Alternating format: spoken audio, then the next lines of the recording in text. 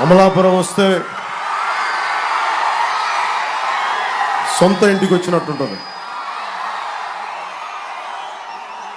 మీ ప్రేమ, ఆడపడుచులు, అభిమానం, ప్రేమ, అన్నదమ్ములు, పెద్దలు ఇదే క్లాక్ సెంటర్లో కూర్చొని మనం వారాహి విజయయాత్ర చేశాం.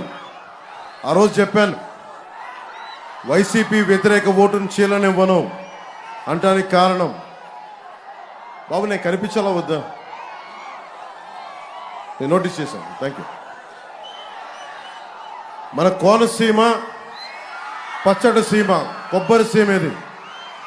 అలాంటి సీమని వైసీపీ ప్రభుత్వంలో గొడవలు పెట్టే సీమగా, కొట్లాట సీమగా, కలహాల సీమగా చేశారు.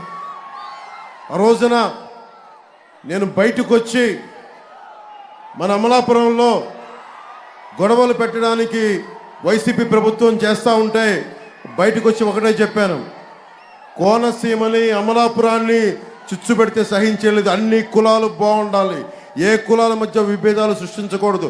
నిజమైన జై భీమ్ ఫాలో